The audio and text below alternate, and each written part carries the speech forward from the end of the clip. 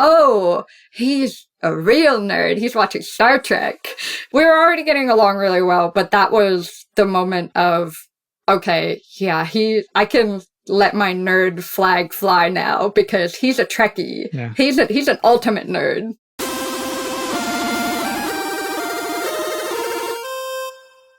Hey everyone, I'm Alex, and I help shy, introverted nerds get over their fears and anxieties to find their prayer too. Today I bring you April, a nerd who found her prayer too, and we're going to talk about how they ended up together. The idea is to address some of your questions, dispel some myths, and hear about the many different ways that nerds can find real relationships. April, thank you so much for coming.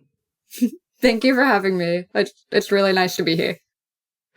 So, what makes you a nerd? What do you think makes you a nerd? Well, it's kind of ironic because I watched some of your previous episodes and you talked about the Tolkien Association. Weirdly enough, like one of the first things that really made me a nerd was a website called Lord of the Rings Plaza. You're my type of Fanatics person. Plaza. Yeah, it was for Lord of the Rings nerds to talk about the books, the lore, all kinds of stuff. And that's actually where my username came from, Legiodith. It was like a fantasy name generator that I used for that website, and then it just carried over. But I'm into everything. Like, I'm a gamer, I like anime, I like manga, really into Dungeons and Dragons, tabletop games, and yeah, just kind of into a little bit of everything, honestly. Like, super nerd in that way. Awesome. My type of people. Fantastic. So, how did you meet your partner? I've been with he's now my husband, Scott, for 7 years now. We just got married last month. It's actually now been a little over a month. Congratulations. Thank you. So it's always kind of awkward because people have like an assumption of certain dating apps, but we actually met on Tinder. What were you looking for on Tinder? Because like you said, like many people have like those preconceptions of like Tinder is for hooking up or Tinder is for whatever it is. Like, what were you looking for on Tinder? So I wasn't really looking for anything serious. And funny enough, my now husband Scott wasn't looking for anything serious either. It was more just kind of like casual, like friendship and friends with benefits, whatever you want to call it. And so basically it was true. Yeah, at the moment it was true. Yes, you're right. I'm just saying, like if you're saying like people have this preconception of Tinder that, like people there are only for like some casual stuff. Yeah. Both of you were there for some casual stuff. Totally fine. Like there's nothing wrong with it. I just wanted to see like if that was your case or not. That's all. Yeah, I mean, he told me, he was very upfront. He was like, I'm not looking for a serious relationship right now. He just wasn't in that headspace at the moment. And I really wasn't either. It was just kind of like, meeting people and see where it goes. And we were lucky to be one of the success stories in the end. Right. I mean, success depends what you're looking for, right? What was it about his profile that you liked? Do you remember? I do, and it's really embarrassing because he had a photo where he had his shirt off, and he was in really, really good shape. And okay, yeah, out of all the pictures swiping through, I saw that one and was like, "Oh, okay, he's a really, really good-looking guy." And takes care of himself and is in really good shape and impressed me. But I found out later he kind of socially engineered his profile. He was crazy about it. He was like, okay, I've got the good looking picture with my shirt off. I've got a picture with my dog so people know that like I care about animals. I'm a good person. I've got a picture with my friends, so, like, I'm sociable. I get along with people. He told me this, like, 6 years after we'd started dating. And I thought, you sneaky person, you. Hey, look, as long as it's not AI or Photoshopped or whatever it is, It's fine. I mean, Yeah. Tim Ferriss has a video where he tried like a few different things to find a partner. One of those was like like you said, like he went to someone who basically had like cracked the code of like what the best photos are, and he was like, the top photos Yeah. are like shirtless photos and with puppies or like with pets. Yeah. So what Tim Ferriss did was he tested a photo. There's websites where you can go and you can put the photos and they get rated, so you can choose. Okay. And what he did was he took a photo shirtless with a puppy or with a cat, I think.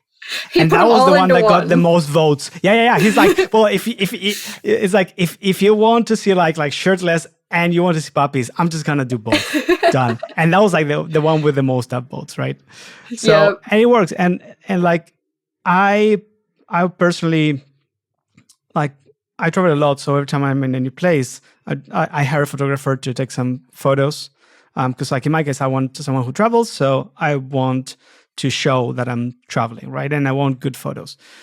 And I was dating someone at one point, and we were at a pool with some friends, and somebody started talking about like getting a photographer for dating photos and stuff. And she was like, who would do that? And I'm like, hi, how's it going? No, you didn't. Yes, I did. And guess what happened? It worked, I'm sure. Oh my God. Yeah, well, because it's not photoshopped. It's not fake. It's just, I mean, I'm not the best looking person. I'm way too skinny to do shirtless photos. It's always been an issue for me to gain weight. You've been in relationships, so obviously some people disagree with you. No, but what I'm saying is like, I don't think I could pull off a shirtless photo. Let's just say that. Like, fair enough. My shirtless photo would be for like underweight people, like before and after, like before the gym would be me. And and so like getting a photographer is like, it helps me show me in a better light than if my friends just took a photo with their phone. Yeah. So you saw a shirtless photo and said, I want a piece of that. Swipe right, matched. Do you remember like any, like, how did you or him open the conversation or start a conversation, or how did it go? I really don't, and I wish I did, because I feel like he probably pulled some cheesy like one-liner. Like, okay, I can't think of any stereotypical like intro messages right now. But you can remember that it was some cheesy like one-liner, right? I feel like it probably, knowing him now, it must have been, because he's always cracking jokes. So it'd be weird if it wasn't. But after the one-liner, did he start like asking questions, or was he straight like, let's go for coffee? Because I was seeing someone on Reddit yesterday. He was complaining that he's like, oh, like this person is like not responding or not engaging or something. He was just like, joke, joke, joke, joke, joke, joke, joke, joke, no questions, nothing. And the poor girl was like responding, and at one point she's like, so are you looking for something serious? And he's like, yeah. Like, dude, like, sure, one joke is fine if she gets it and she likes it, but like at some point you have to like start an actual conversation. Yeah. So we definitely must have had some kind of conversation, because it got to the point where it was like, hey, do you want to meet up in person? Like, do you want to go have a beer? And going out for one beer. We were very specific. We're going to have one beer, and then, that'll be it. But, and I found out later the reasoning for that was he is very, very responsible about drinking and driving. So he's like, one glass, and then, we can leave safely and everyone will get home okay. But one glass turned into two glasses. And I think we even had a third glass, because... So there was no driving? There was driving far after the fact. So we had our last glass of beer, and then we still were talking for about an hour afterward. Okay. How long was the date? It was, like I said, it was only supposed to be one drink, so maybe like an hour and a half, but we probably were at that bar for like 3 hours. We were just talking, and... That's the best. Exactly. And not expecting it either, because it was our first time meeting in person, but we were just so comfortable and talking about everything and nothing at the same time. And he was not what I expected. So my husband has a very specific haircut that he likes, and it's like pretty clean, like short on the sides, and it's like maybe 1.5 to 2 inches on the top. It's very reminiscent of what military people have. It's like a military haircut. So I saw the like in shape shirtless photo, I saw the haircut and was like, just had an image in my mind of him being a jock, him being a gym guy, like a gym bro. Okay. And then when he walked in, he looked like his pictures, but he also looked different. It's hard to explain, but something about the way he carried himself was different than I expected in a good way. And so, yeah, it was fun seeing the difference between the pictures and kind of my perception of what he would be like to what he was actually like. But he still looked like the pictures.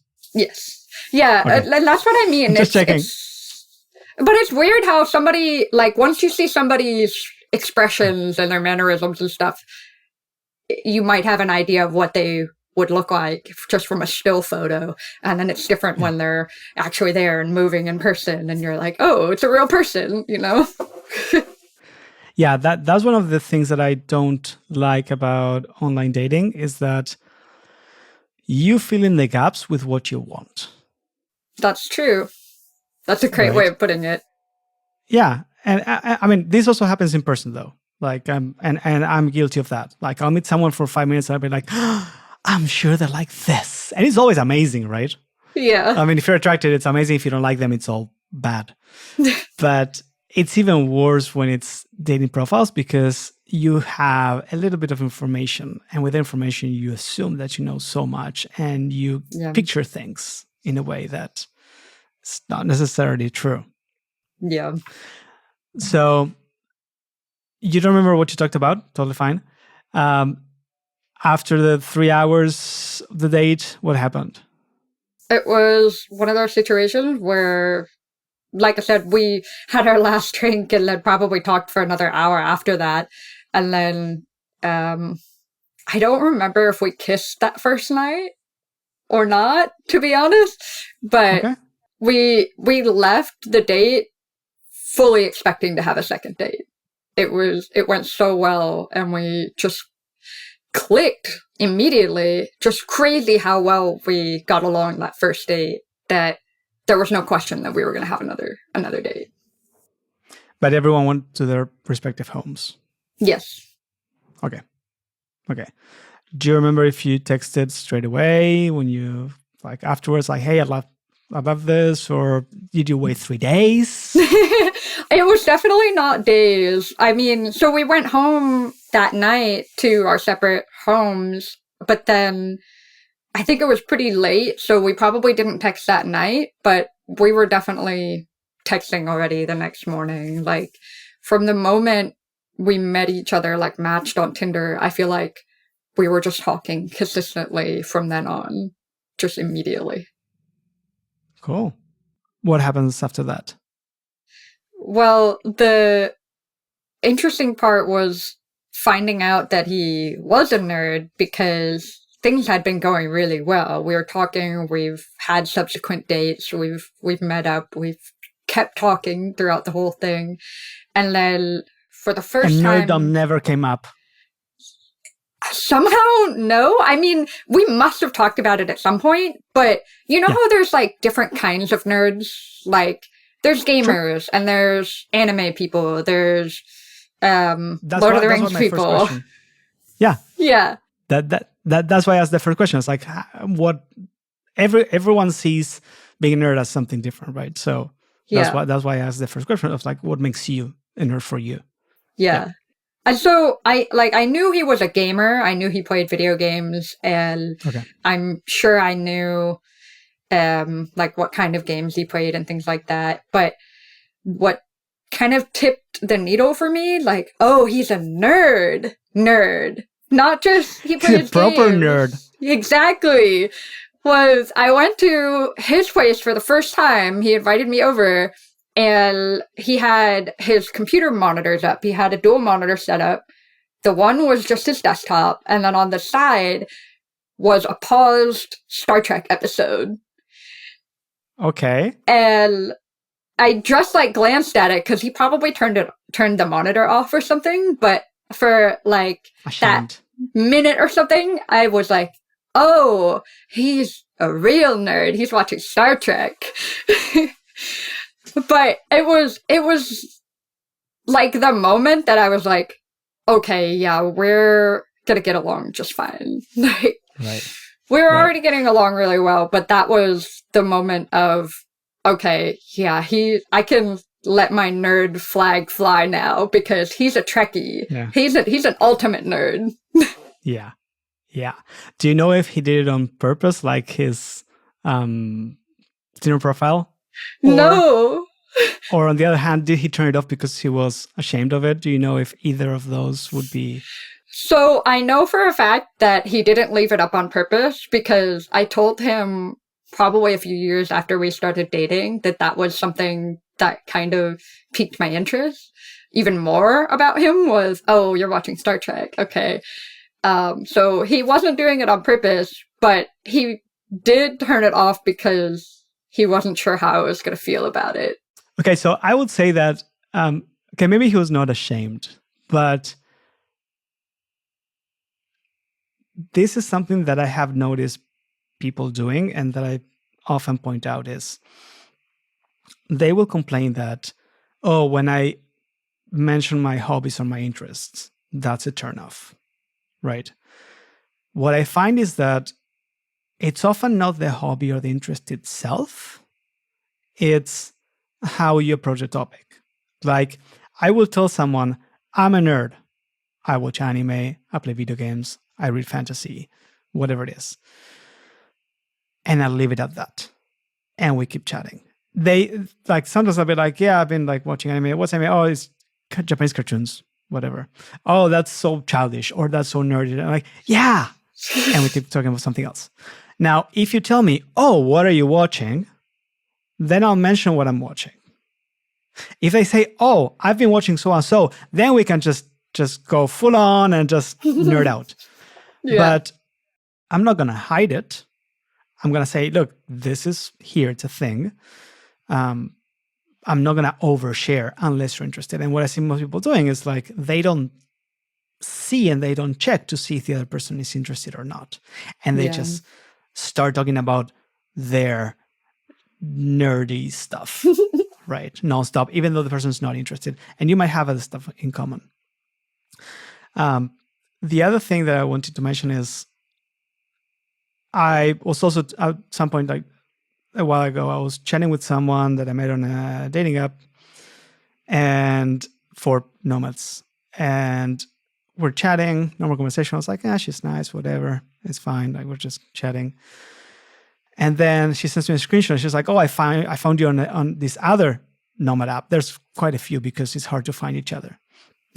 And I'm like, oh, interesting. So I go to the app and I find her profile and I match her profile. And she says that she loves Star Wars and that her ideal date would be a Lord of the Rings marathon. I'm like, oh my God, you're one of us. So jokingly, I said, during the pandemic, I did a Star Wars marathon. We watched 11 movies in 4 sittings. And her response was that's actually kind of hot. Now, I would not tell someone, use that as a pickup line. But in this case, like I just threw it out there, let's see. And from then on, like it just skyrocketed, right? Because it was like, oh, and like we're in different countries. In the end, she ended up dating someone in the country that she was at the moment. I can't compete with that, so fair enough. But I was like, well, like if we meet in person, how about the date could be we go for dinner and then we go somewhere and we because she also likes Lego. So I was like, we can get this Lego of like Gandalf and a Balrog, and we can make them while watching The Lord of the Rings. And she's like, that sounds like the perfect date. That does sound like the perfect date. Exactly. But I can't tell that to other people who are not nerds. They'll be like, what are you talking about? Like playing with Lego? Like watching and what's the ball wag? What were you talking about? They wouldn't even know. Exactly. So I think it's a good thing that he sort of like left it there, like the screen, for on purpose or not. Like, so you could see like, okay, this is a thing. If you wanna like talk about it or whatever it is, know that it's a thing. Yeah. I love that, and it's interesting that neither of you brought it up, which I find it very normal because we are not sure who we're gonna find on the other side. Was that the second date? No. So that was we'd probably known each other for maybe a month at that point, because I'd never been to his place. So you guys went on the first date, then you kept chatting. Then what happened after that? Yeah, we were friends with benefits, and we'd probably been seeing each other for 2 or 3 months. Like, that seems quick in hindsight, but we had this really sweet moment where we were hanging out and we were just like watching a show or something silly, and he looked at me and he said, when are we going to admit we care more about each other than we should? And the world kind of came crashing down. Oh boy, this is serious, because I'd been having those feelings too, but I was not afraid, but I was hesitant to say something because we had been very clear. Like, this is just what it is, and we're not going to be in a serious relationship. But in all that time talking to him, I was slowly falling in love with him. And to hear him say that was like the light bulb, like, wait, he's been thinking it too. It's okay for me to tell him. And so I just collapsed immediately, like told him, like, yeah, you're right. I do care about you more than we said we would. And that was when we made the decision to start dating and being serious about each other. But I just always think back to that moment of just like how pure that love was in that moment. And I just want to bottle it and just keep it because it was so sweet. It was so nice. And just like the purest thing. It was just, I'm like blushing thinking about it because it was really, really nice. Someone that I interviewed, Stephen. Hi, Stephen. Basically, he ended up dating his best friend who he'd known for like 5 years. And one of the things he said was like, he's like, I don't understand how people can say like, oh, I just went on like 2 or 3 days with someone and I know they're the one and that's it. Right. And we basically had a long conversation about like how it takes some time to sort of like get to know the other person and see if you're a good fit and see if you like each other and whatnot. In your case, even though you started as friends with benefits, I would say that it's a similar thing, right? It's, look, we're both just looking for something casual for whatever reason it is. It's totally valid. And then you had that time to get to know them and to say, actually, this is a person that I want to spend, I don't want to say my life, but at least much more time with. Yeah. You know, and with a more serious relationship. And so even though let's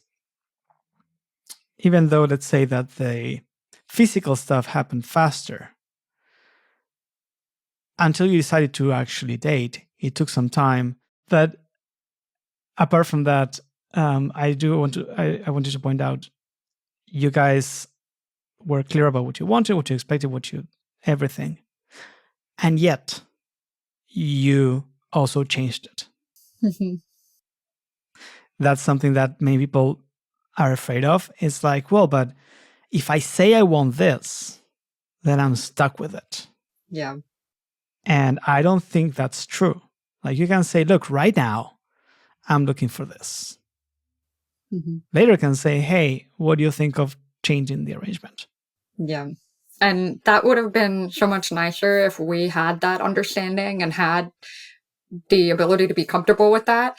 Whereas he had to feel like the brave one to put that forward, to say, Yeah. actually, I think we've kind of evolved into something more serious here. It should be easier. We should have been able to say, hey, about that, decision we made about not being serious, let's maybe reassess that. Yeah. Now that we've known each other longer, it's easier to do that because we talk about love languages a lot and the fact that as you get older, even maybe on a day-to-day basis, your love language can change.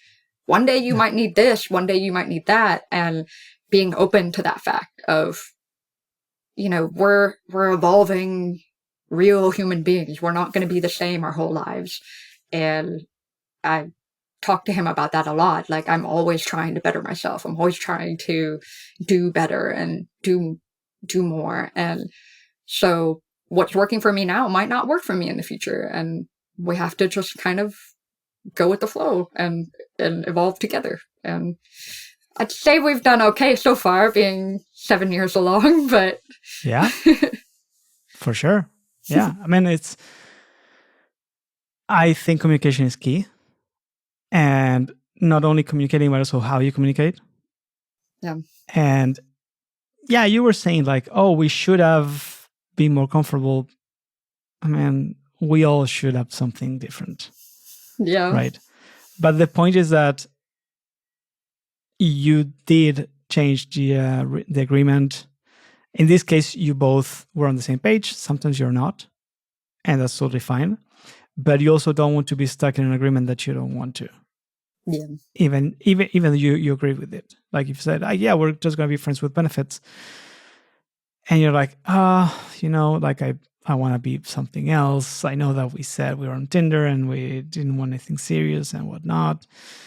But, but you say nothing. Or you say it and the other person says, no, actually, I want to stay the way we are. Yeah. You still have a choice to continue or not. Mm-hmm. And that should be okay. Yeah. Is there anything that you want to say or share that we didn't talk about? I mean, I can share how the nerdiness went into our wedding. I have a photo, a few photos I can send you after Please this. do.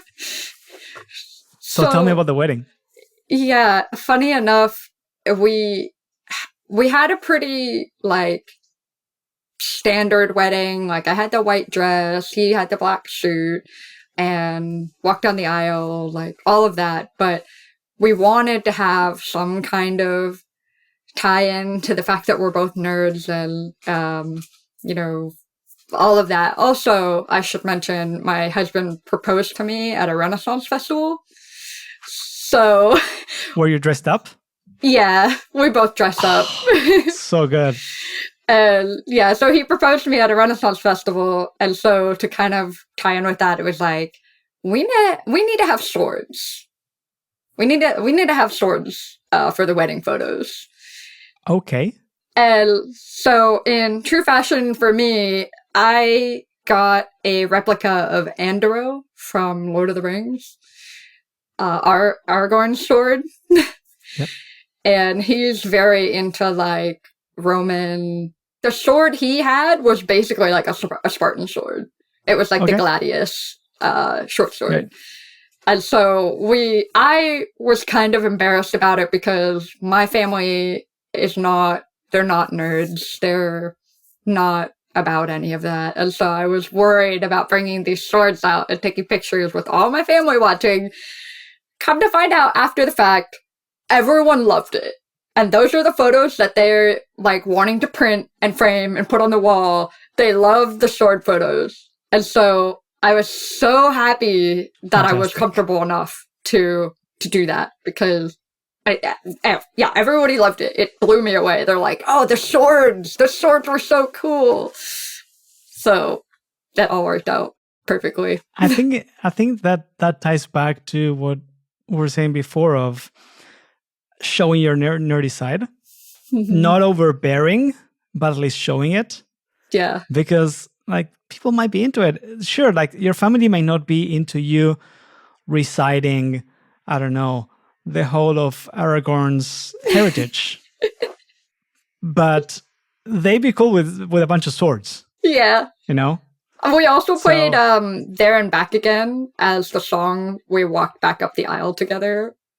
I was adamant. I said, like, we did the bride's march, like the very traditional, like, Here Comes the Bride song when I walked up, because Scott said, he's like, if I have one thing at the wedding, it's you're going to walk to Here Comes the Bride. I don't know why. He really wanted it. And I said, okay, cool. That's whatever. I'm fine with that. But I said, I want to play a Lord of the Rings song coming back up the aisle. Yeah. And we compromised. He was okay with it. And that was just, it made me so happy. I love that song so much. It just gives me happy, warm, fuzzy feelings. Thank you so much, April, for coming. And everyone else, if you have any questions for April or for past or future guests, please send them to me, leave a comment, send me an email at dm@rolltoday.com or at my social media at rolltodate.